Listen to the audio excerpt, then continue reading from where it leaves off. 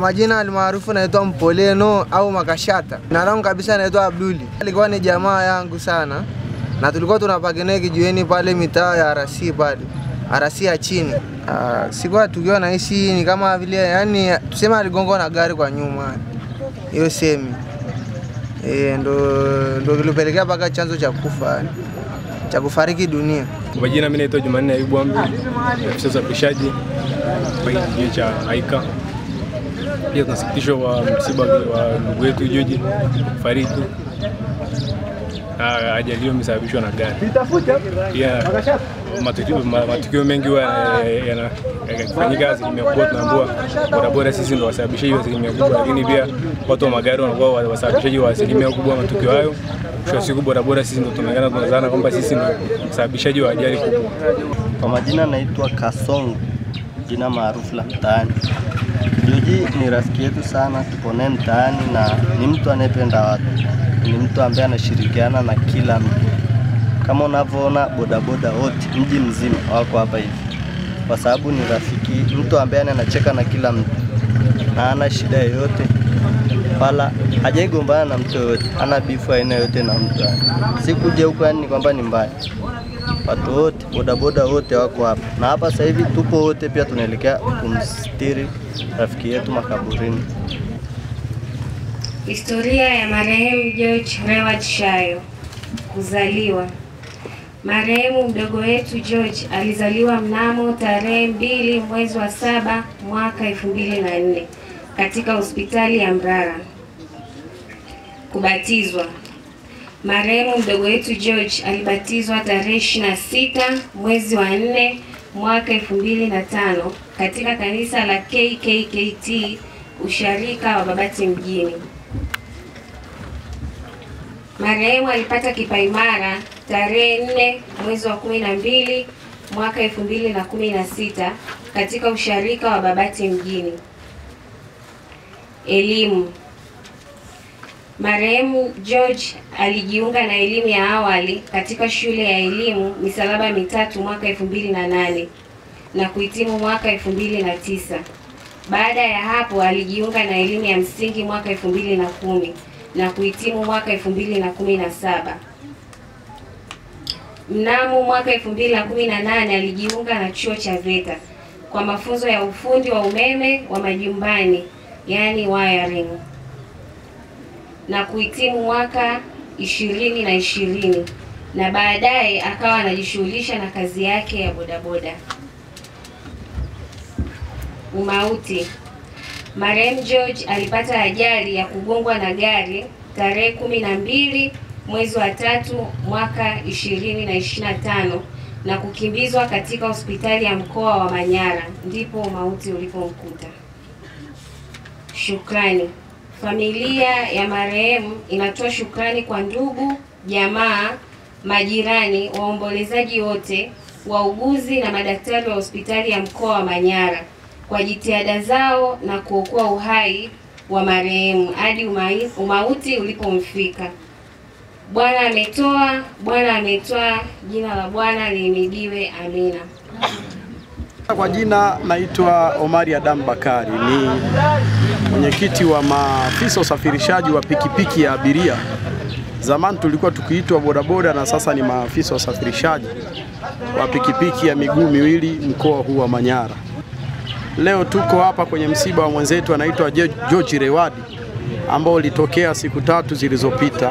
Nadhani imejengeka kwenye jamii kwamba waendesha pikipiki sio watu wenye kuzifuata sheria na taratibu na kanuni zilizoko za usalama barabarani.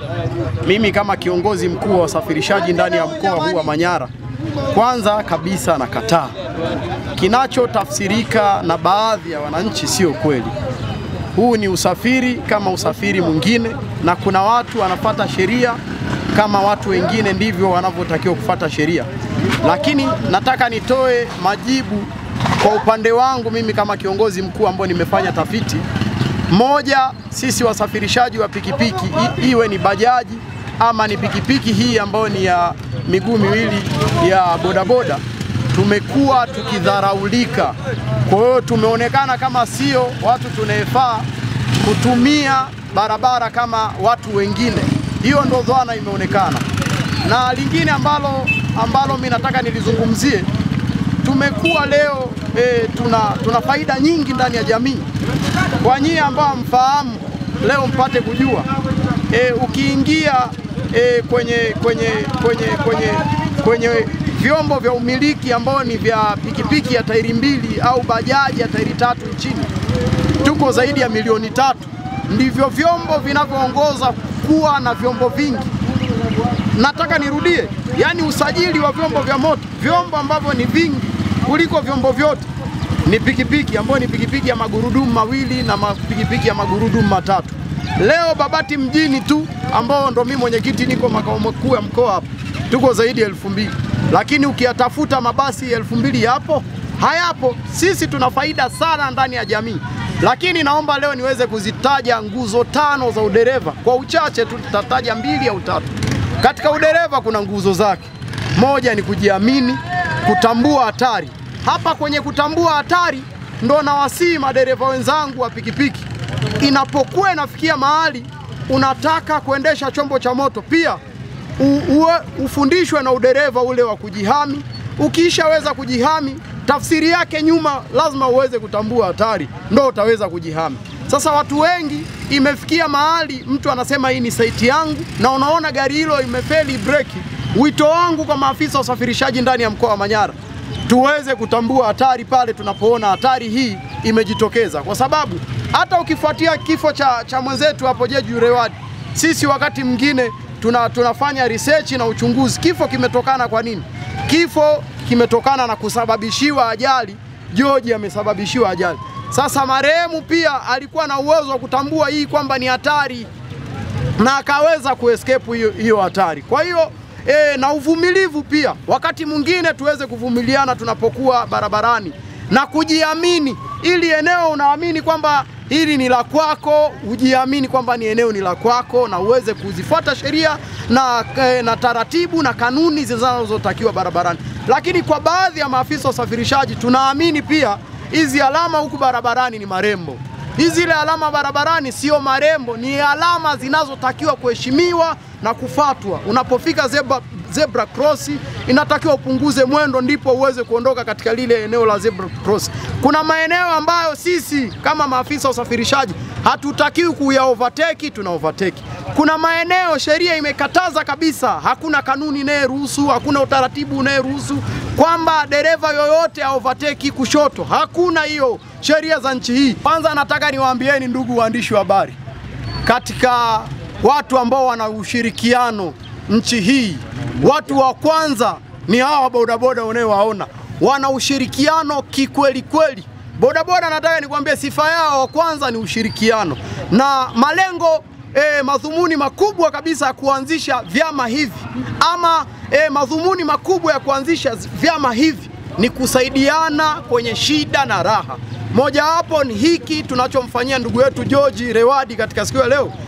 Hii ni shida imejitokeza, lakini sisi leo tunafariji ndugu wa familia, majamaa na marafiki na majirani kwamba sisi maafisa wa usafirishaji tumejitokeza na kwenda kumstiri mwenzetu. Hii ndo sifa ya kwanza ya mtu kuwa bodaboda. Lazima aweze kusaidiana kwenye shida na raha, na mimi kama kiongozi mkuu ndo nayaunganisha hawa watu wote, na waunganisha ili kufikia malengo yetu mbalimbali na kutoa huduma bora katika jamii.